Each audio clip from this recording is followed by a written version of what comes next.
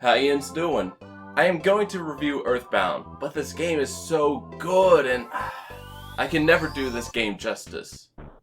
But hey, at least I'm funny. You are a boy named Ness who gets woken up by a completely normal phenomenon of a meteor falling down to Earth. So my neighbor Pokey and I investigate, and an actual bee emerges from the meteor and tells me that in 10 years, Gygas will destroy the world unless I intervene. So I guess saving Earth is now my problem. My adventure begins. Earthbound.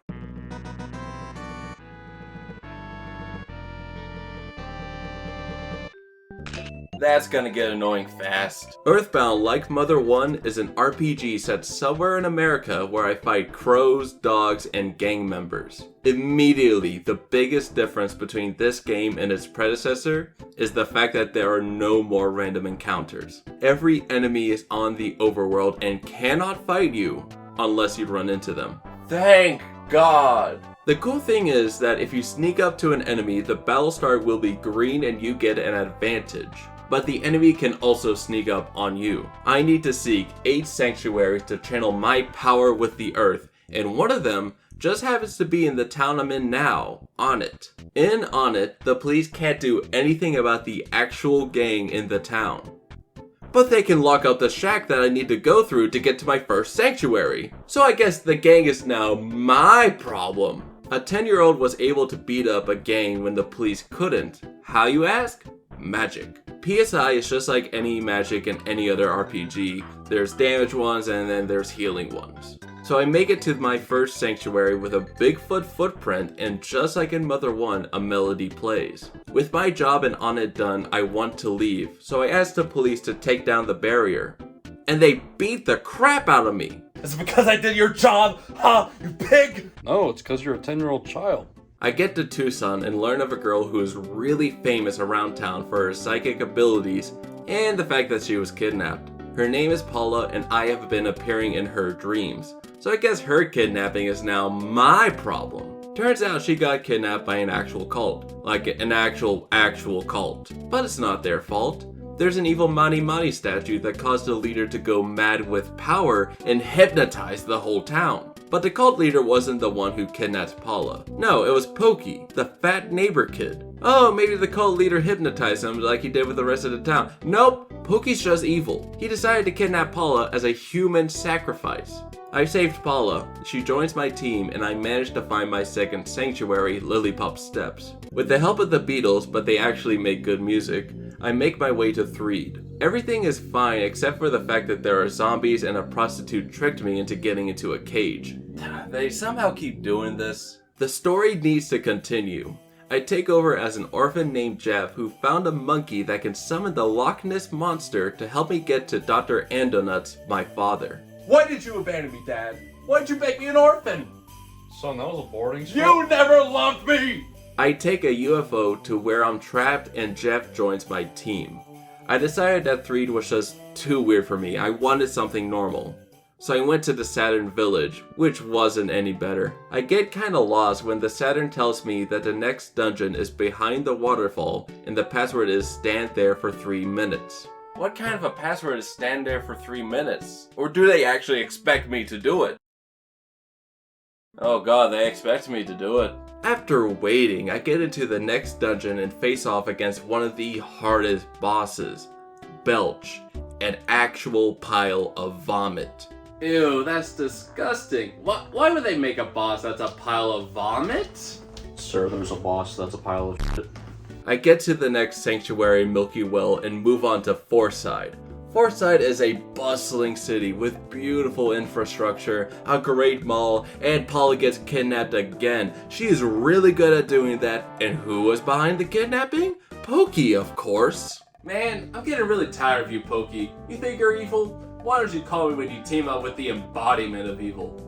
Like that's gonna happen, bro. In trying to find Paula, I start tripping on acid and enter Moonside, where no means yes, and yes means I'm lost. There is another evil Mani Mani statue. Destroying it allowed the mayor to come to his senses and give Paula back. He tells me to go to Summers, and I accidentally go to Winters. But I got the Rainy Circle Sanctuary, and then I go to Summers, where I am drugged out of my mind. I get a vision of a prince who is tortured in order to... Actually, I don't know why. It just kind of happened. I don't know, to complete his training or something. With the training complete, he teleports to me and Pooh joins my party. Now armed with a full team, I go back to Forsyth to get the Magnet Hill Sanctuary, then go back to Pooh's home of Dalam for the Pink Cloud Sanctuary, and then people just start getting kidnapped. But at least it's not Paula this time. And after saving them, I reach the Lumen Hall Sanctuary, where my thoughts are written on the walls. I find a hole, and falling down it, I become really small. It is here that I find the final sanctuary, Fire Springs. All 8 of the melodies play, causing me to pass out and enter my mind palace of Magicant. Deep within my mind, I find the violent part of my brain represented with a Mani Mani statue, and I destroy it. I become more powerful than ever, and I'm ready to stop Gygus and save the world. But it's not that simple.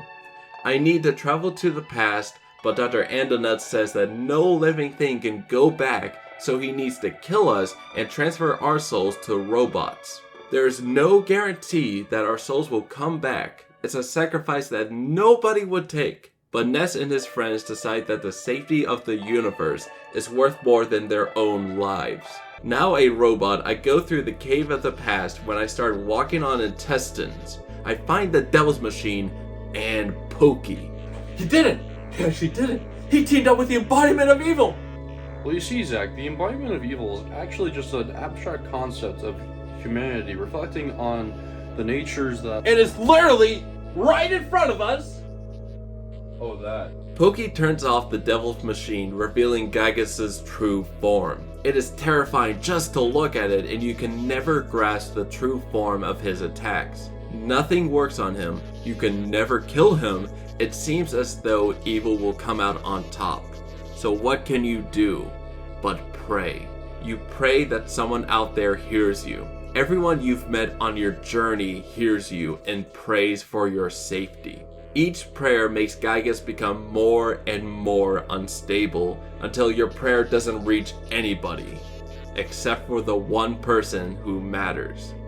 You, the player. You start praying for these kids who you have never met, yet you've been with them for the whole journey. Gygus is defeated, and the war is over. Your souls luckily do go back to your bodies, everyone says their goodbyes, and that's the end of the game. This is truly a masterpiece. Earthbound is such a beautiful game with so much going on that you can never go over everything that happens. I focused on the main parts of finding the 8 sanctuaries because you need all of those to defeat Gygus. But so much happened on my journey. You help a struggling band out of death twice.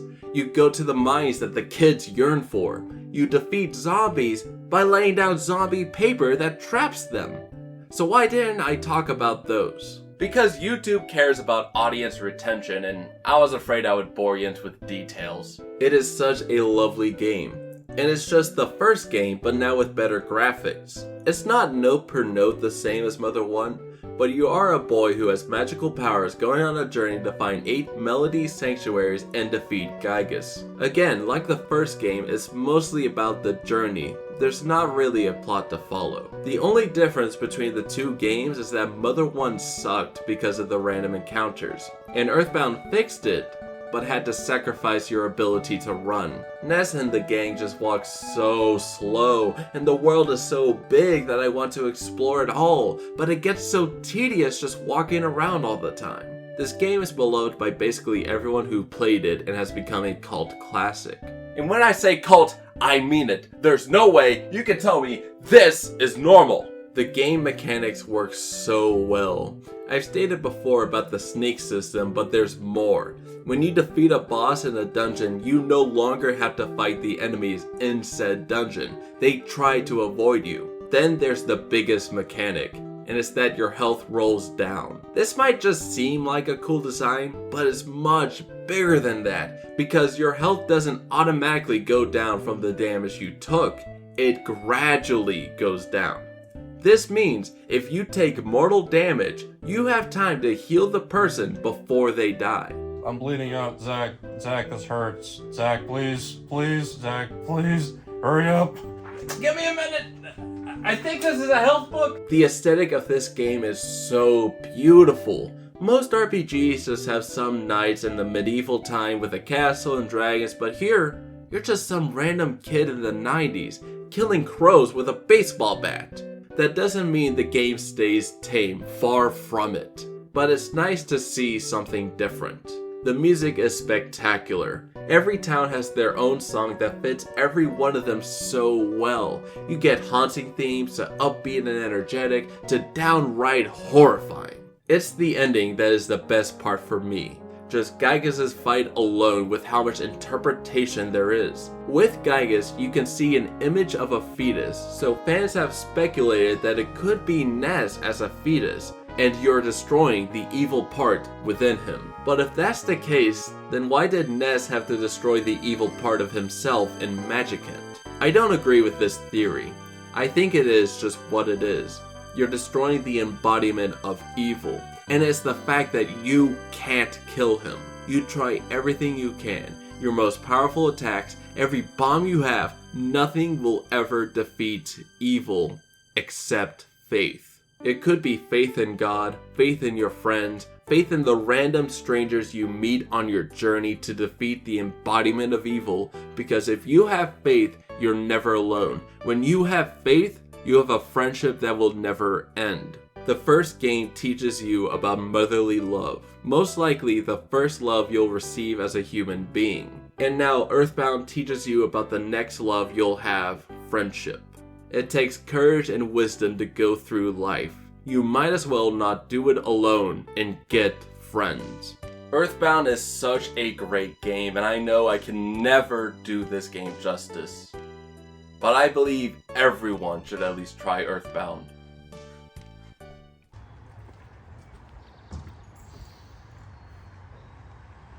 Oh wait, I forgot to talk about the photography guy. So basically, he is Satan himself.